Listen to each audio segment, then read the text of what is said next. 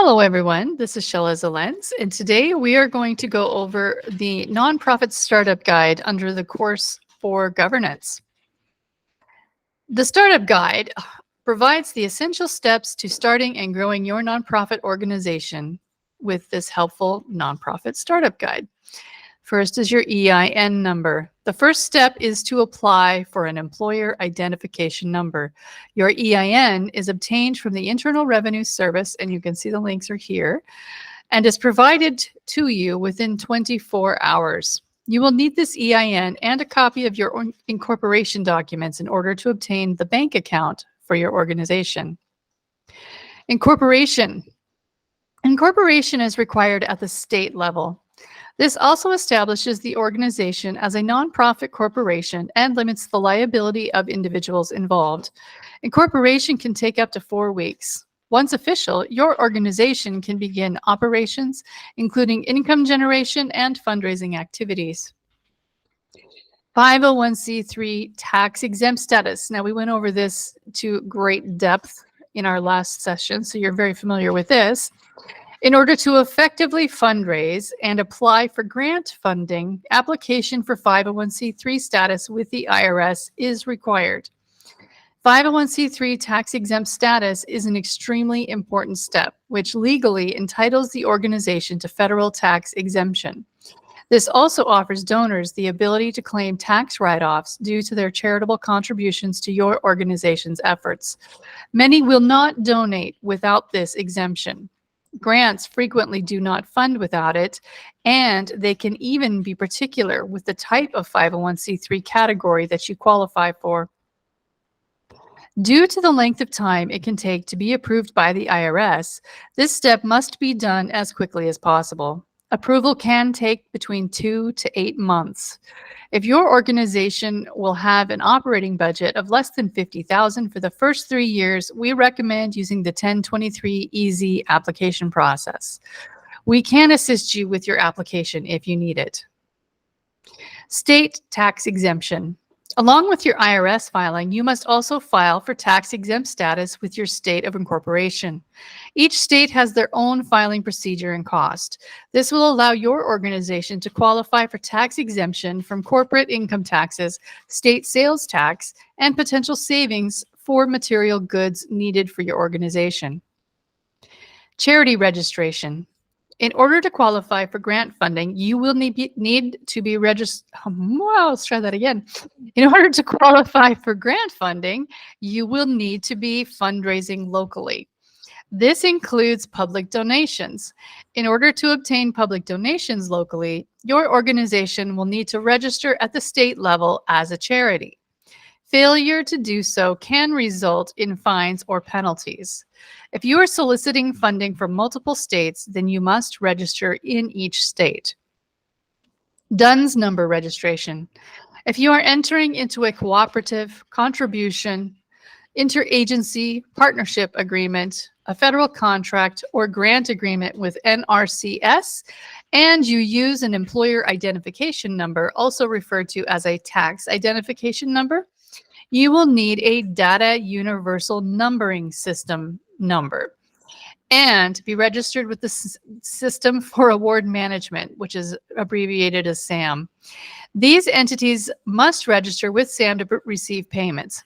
If you enter into the contract, agreement, or grant with NRCS as an individual person and use your Social Security number as your TIN, you do not need to obtain a DUNS number or SAM registration. So what are DUNS and SAM? DUNS is Dun & Bradstreet Data Universal Numbering System.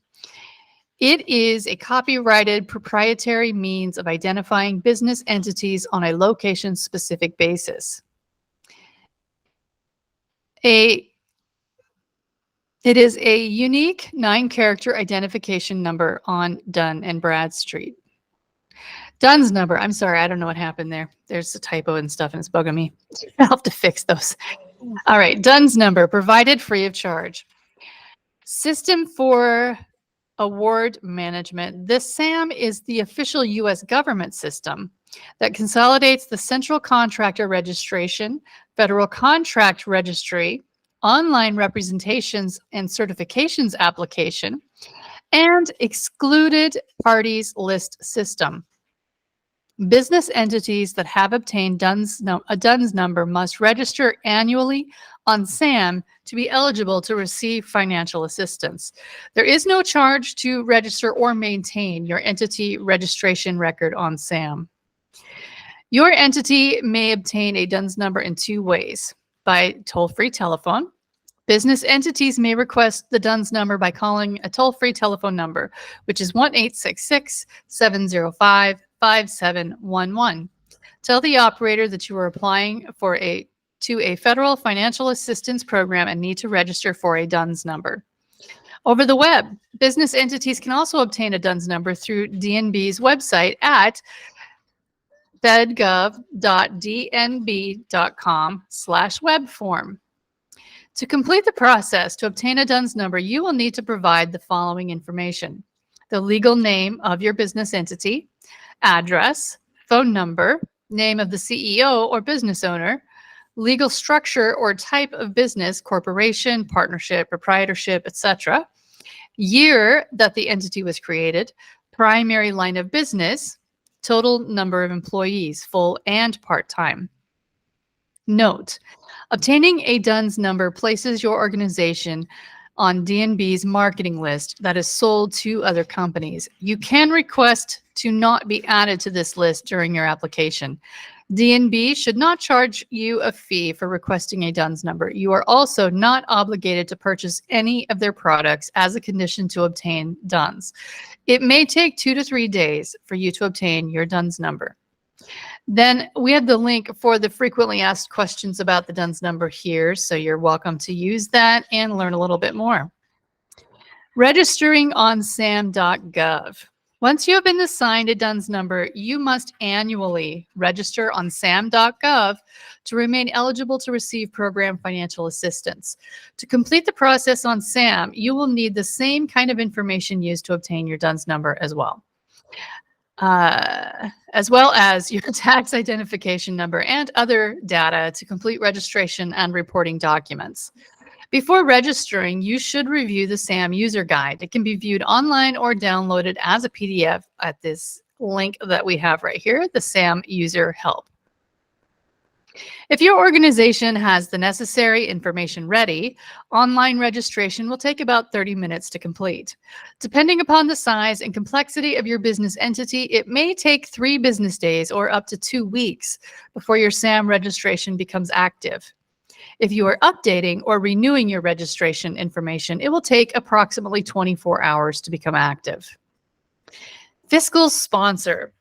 Since the IRS can take a long time to approve 501c3 status, or if your organization does not have the funds to file yet, you can opt to utilize a fiscal sponsor to help you obtain grant funding. Buyer beware, this is not something to jump into without thoroughly knowing the organization you partner with, and be sure all policies are firmly in place before soliciting or accepting funding in conjunction with fiscal sponsorship. Factors to consider include fund distribution policies, reporting requirements, etc. Remember, they are accepting funding on your behalf. They must report the way those funds are used in the granting agency. Their status can be affected by your actions. Additionally, they could also decide to create their own program like yours and keep the funding. This is not common, but not impossible.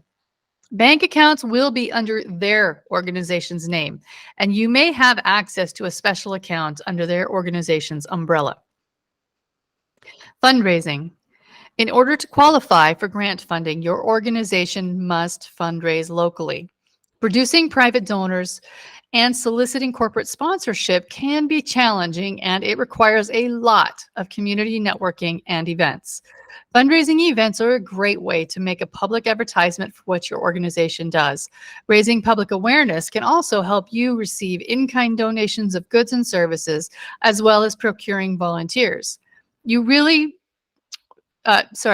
need to be involved in your community to garner the kind of support that grant funders want to see before they extend a hand to fund your organization. Establishing community support and credibility is critical. For access to numerous resources to help you with fundraising and volunteers, please visit our Grant Readiness Resources page, which is on our website. Service fees. Nonprofits are able to charge fees for some services, and you can click a link here to learn more about that. And this can impact the type of IRS 501c3 status that you obtain. Selling tickets, memberships, and other items can be used as fundraising tools if set up properly. Be sure to understand the legalities on fee-based fundraising and how it impacts your tax-exempt status. Multiple streams of income is a strong example of good fiscal financial stewardship and is encouraged by many foundations and grant sources. Learn as much as you can about the options available to you. Business sponsorship. Corporate sponsorships are a significant source of funding. Working with corporations can be very different and working with foundations who offer grant funding. Corporations often want name recognition. They want the tax-exempt write-off for their contributions, but they also want advertising for their dollars. This can include website recognition, acknowledgement in publications or media outlets, and signage at sponsored events. This type of funding requires hands-on involvement and beating the streets to visit them in their offices to discuss your organization's efforts and what the corporation business tends to gain by their contribution. People skills are critical. Additional motivators can include sponsorship levels for them to obtain recognition. Each level can have its own predetermined award package for recognition. Awards can also include free tickets to events or even gifts. Donation requests can vary depending on the nonprofit's current functional level and financial needs. Corporations will work with organizations with proven track records more easily than they will with newer nonprofits. If your organization is new, keep your requests low to start. Requests between $250 and $2,500 are a good place to start. For larger nonprofits with a long-standing history in the community, entire performance events for ballet, arts, etc., as an example, can be sponsored by a corporation. This would include all costs for the production of that event. Corporations can also be a great resource for in-kind donations of goods and services needed. Grant writing. Small grants are all that will be available to new nonprofits. They consider it a risk. They want to see your organization's track record, community support, other fiscal sources, and activities in progress. To start a nonprofit, one must not rush into grant writing efforts. If you cannot afford even a basic grant writing fee for a consulting service, you are not grant ready. Even if you had volunteers or interns writing grants, you are likely will not receive them if you don't have $2,000 in your account. That's not even a basic minimum. That's the skeleton bare bones version of minimum. Foundations have hundreds of applications. Actually, some of them have tens of thousands, to be honest, that are presented to their board on a regular basis. You will be competing with better established organizations with strong financials. Those organizations will be more likely to receive funding than a fledgling new nonprofit with no money. Having a great idea does not make one worthy of funding. Proof of ability to execute, financially manage funds received, proof of success, and accountability are critical to wooing the eyes of grant funders.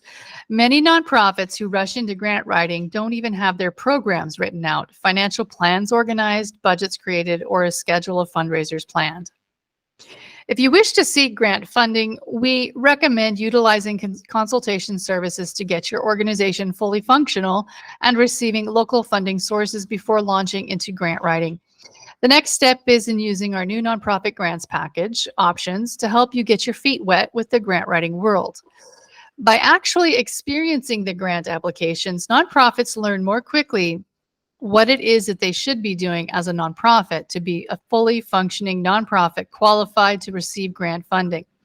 You will also need a website, a financial history, evaluations, and success stories to provide grant funders for their consideration. Most importantly, they want to see sustainability. When a more robust financial reality is established, our pro subscription plans are a fiscally responsible choice. Branding. Branding is the name of all of the games today. For-profits and nonprofits alike have to be sure that their name recognition is properly established within their communities to receive the critical community support and fiscal engagement. Branding includes slogans, taglines, logos, and other graphic design elements used to make a memorable impression that identifies what your organization is about. Consistent branding among all marketing materials, websites, and letterhead is essential. Branding consistency triggers name recognition and a feeling about the organization's mission, cause, programs, and services. Social media networking. Social media has become an essential component to community engagement, donor solicitation, marketing, and volunteer procurement. The ability to build stronger relationships with more people is one of the most attractive components of utilizing social media in a nonprofit's networking strategy. Be sure to utilize it as a way to promote fundraising events, spreading the word about new programs or services, and a way to gather community feedback on needs that your organization could fulfill. Organizational blog, an essential marketing strategy which can be used for fundraising announcement, program announcement, community engagement, and a platform to establish what your organization really believes. It can be more thoroughly established through an organizational blog. Additional aspects to consider are SEO and how blogging can raise your organization's standing in search engines such as Google and Bing. The more active your blog, the higher the ratings and the more frequently people will visit your website, engage in your fundraising events, volunteer, and participate in programs. Be sure to include images, links to other organizations, and opportunities for action with each blog post. Public service announcements. One of the longest standing marketing strategies used by nonprofits is the use of the free public service announcement. These press releases, short narratives utilized for announcements about events, programs, or other time-critical actions that can be mass submitted to news outlets, radio, television, and various online platforms that promote community events. To not use this free marketing tool is foolhardy at best. This is the most time-tested and true method to guarantee largest community outreach impact. The PSA can also include sponsorship recognition that was promised to corporate sponsors and other foundations who seek public acknowledgement. Impact is far more widespread with the inclusion of social media, blogs that support such missions as yours, and any other organizations who want to help support your cause through media support. E-newsletter marketing. Technology runs our lives.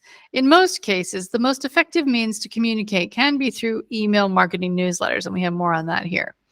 This keeps your supporters up to date on what your organization is doing and any needs your organization currently has. Updates on special events, upcoming fundraisers, and success stories can also be shared through email newsletters.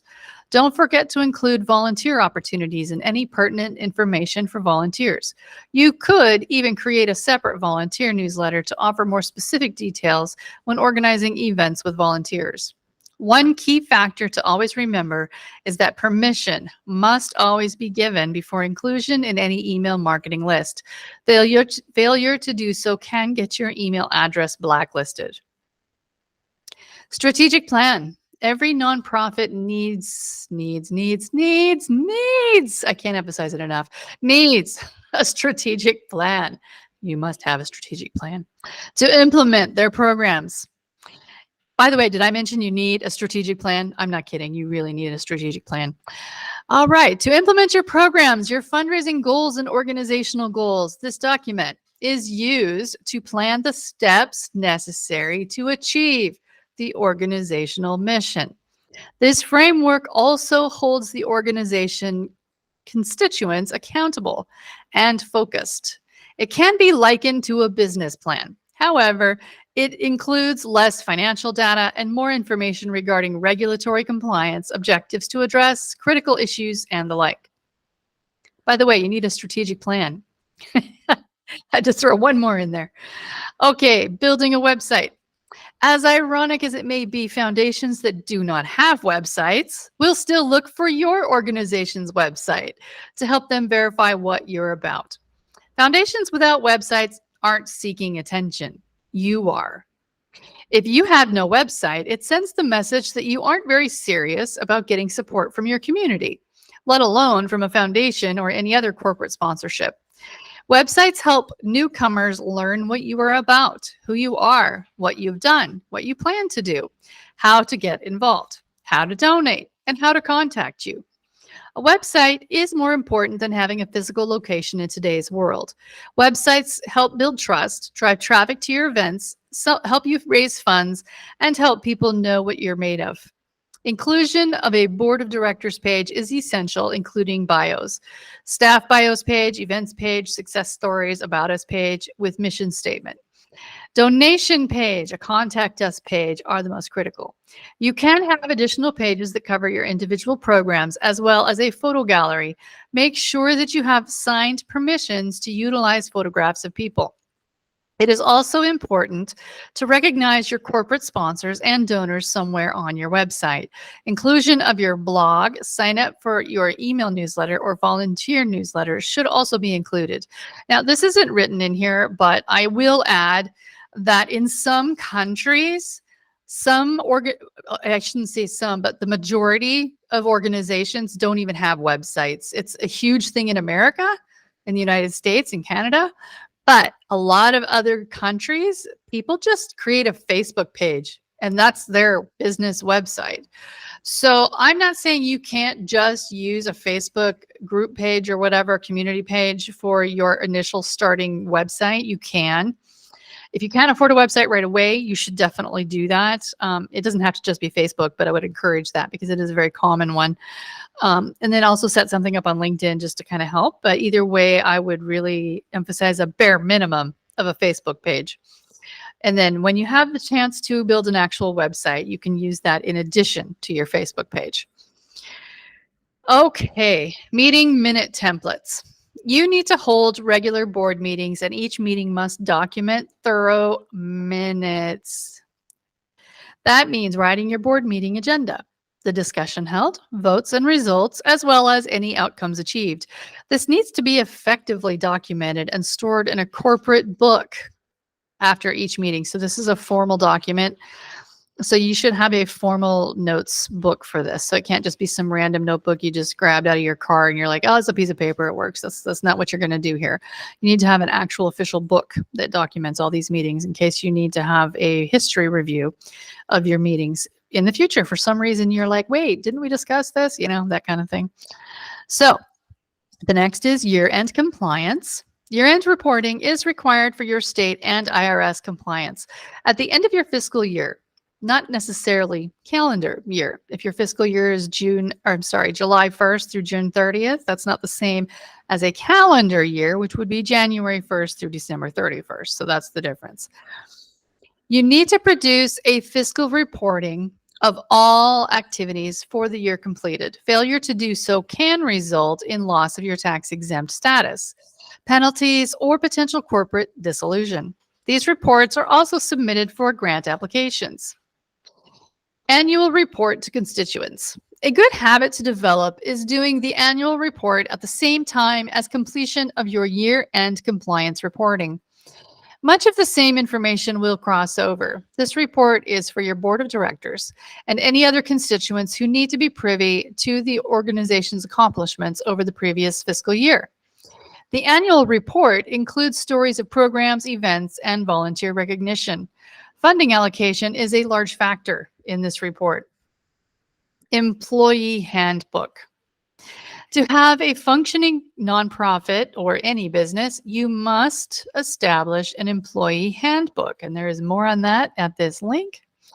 This handbook establishes all organizational policies. This is the most critical document for your organization's employees. Organization policies. The organization policies, again, click here for more details, are required by local governments in order to establish yourself within a property or obtain certifications or insurance. They can also be a critical component for grant funding. These policies include safety and organization practices, as well as non-discrimination policies and procedures for filing complaints. And yes, I have done grant applications that want to know your non-discrimination policies. So that's not a joke. You need to have these. Volunteer management. Volunteers are often the heart of the organization. Without them, much of your work may go undone, or you may wear yourself or your staff out trying to do it all. Learning how to recruit and manage volunteers, more on that here, is another critical component to effective nonprofit functionality. Training of volunteers as well as supervision are also important aspects to implement. Volunteers can make or break your organization's success. Your investment in your volunteers is extremely important. You can seek volunteers in your community and utilize resources that help you find them online. Our Grant Readiness Resources page offers some of these resources. Nonprofit consultation. Many nonprofits today are run by people who had a great idea. Some larger institutions have hired business managers, and others have managed to find rare gems like Solens Consulting, which is now known as Zemi Media and Publishing Group, who have nonprofit management degrees and experience for several decades. It is common practice for the nonprofit world to utilize outside consultation services to bring fresh ideas, new insights, and perspective to nonprofits of any size. Often, a nonprofit will be so narrowly focused on their daily goals or immediate needs that they do not have the opportunity or knowledge to know where to go to seek a wider perspective and alternative solutions to their current challenges. These can include program development, compliance, fundraising plans, community involvement advice, and capacity building strategies. They'll just rely on your board of directors to provide all of the answers. They are there to facilitate your efforts and to keep accountability. They are not necessarily the visionaries you need to implement new strategies. They may also come from the for-profit world and may not fully realize how different the nonprofit world's expectations can be. Grant funding issues are a major component with this. We do offer customized consultation services for nonprofits as needed. Program development. Program development is the entire purpose of your efforts. It is one thing to have great ideas and goals. It is quite another to write out the steps you will take to implement them. This is critical. All grants will require this information. Factors include eligibility requirements, reporting, sliding scale fees, follow-up procedures, evaluation and determination of success, as well as daily schedules of events and procedures. Board of Directors duties. Your board of directors plays a critical role in your organization. Not only a requirement for receiving your 501c3 status, they are essential in the checks and balances required to maintaining the tax-exempt status. There are specific roles to play, responsibilities to enact, and financial obligations to the organization.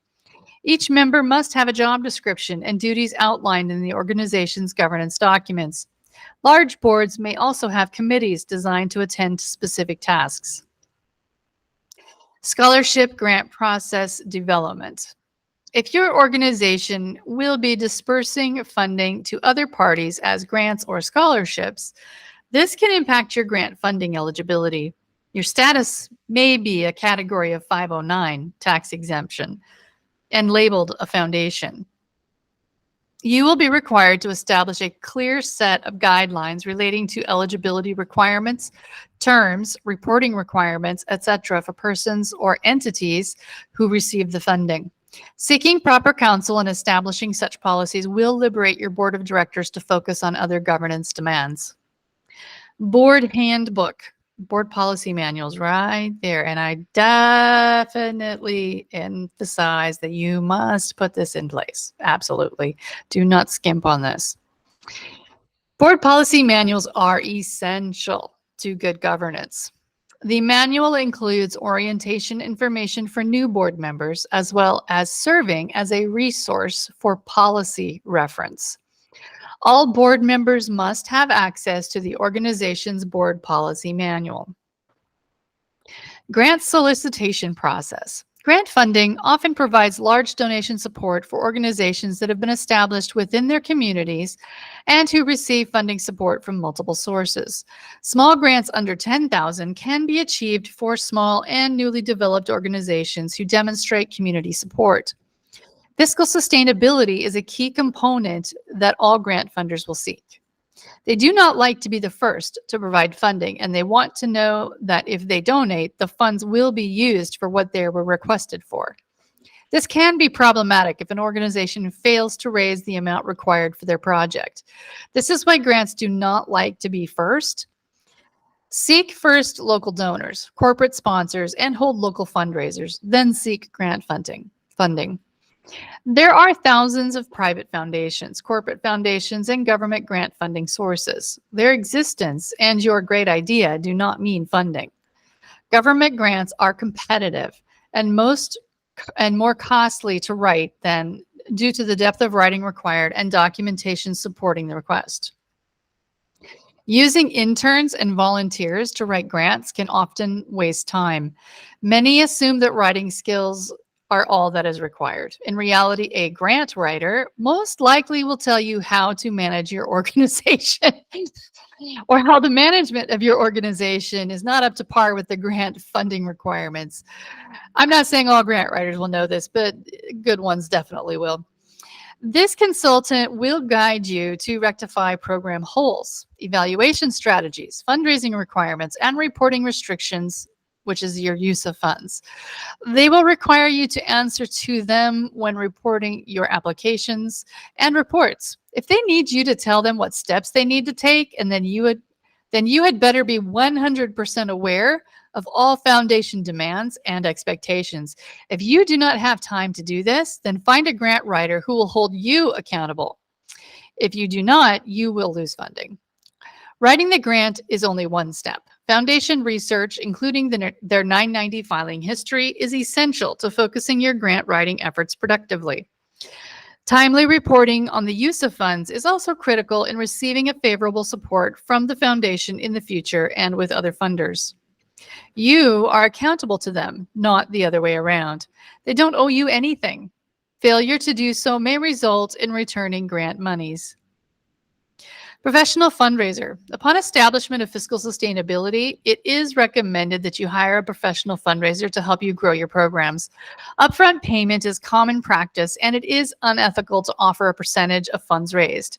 Asking anyone to write grants or fundraise with an incentive model, including exposure and other carrots, is unethical and can get your organization alerted to the National Grant Writing Association organizations and fundraising professional organizations. Quality and professionalism need to be respected and paid accordingly. Their work isn't what is in question. Their fundraising efforts are only as good as the functionality and sustainability of the organization they raise funds for. Their livelihood cannot be put in jeopardy over irresponsible nonprofit management. If an organization is grant ready and qualified for healthy fundraising, they can afford to pay a professional. Additionally, using an incentive or percentage-based payment plan can disqualify you from most funding sources and grants. You do need to report how the funds were used. Major fundraising events for well-established nonprofits can raise between $50,000 and $500,000. Donor recognition program. Recognizing your donors is a common practice and encourages increased donor retention and contributions. Donor recognition can take many forms, including physical plaques, art, or other media or print acknowledgement. This can also include public mention in PSAs, public events, and fundraisers.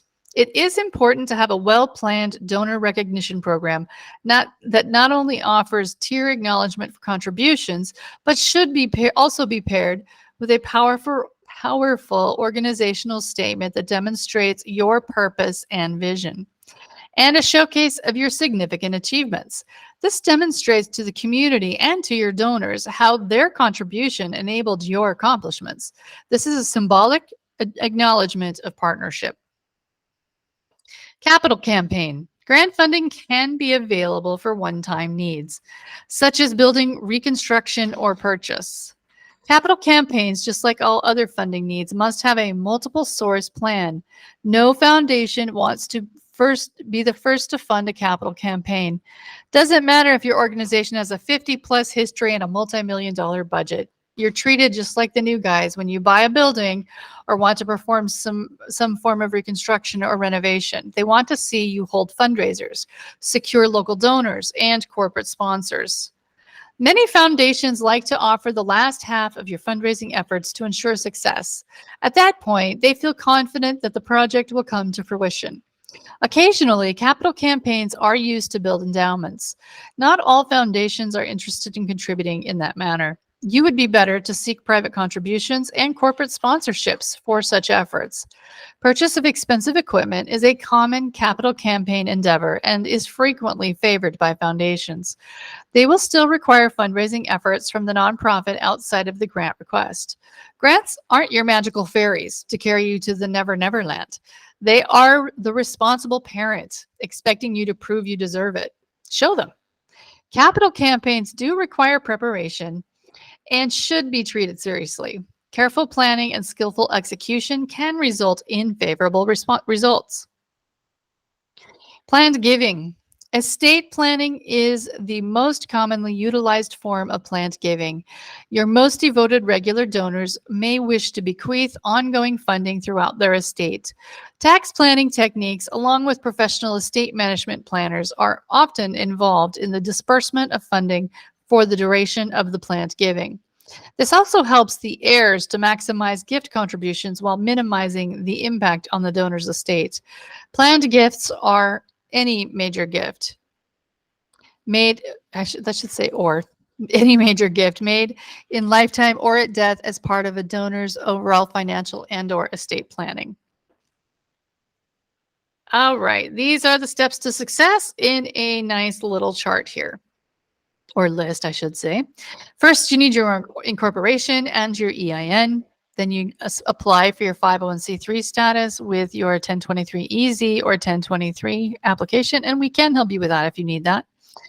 Do your state tax exemption, your charity registration, build your nonprofit website, have a fundraising plan, establish a logo and marketing material, a strategic plan and business plan, grant solicitation process, business sponsorship program, social networking, e-marketing strategies, bookkeeping process, organizational videos, organizational governance, and government compliance, which is your 990. For your major fundraising, you're going to focus on grants, maybe some black tie events, donor recognition program, a capital campaign if you're needing a physical structure. And you absolutely must prepare your annual reports for the board because funders will ask for this. So that was a lot, but that is everything for today's course. We are not having anything in the forum today. It's just a lot of information for you to absorb. And then next time we will go into tips for 501c3 compliance. So hopefully this helps you with the day, and we look forward to talking to you next time. Have a great rest of your day, everyone. Bye-bye.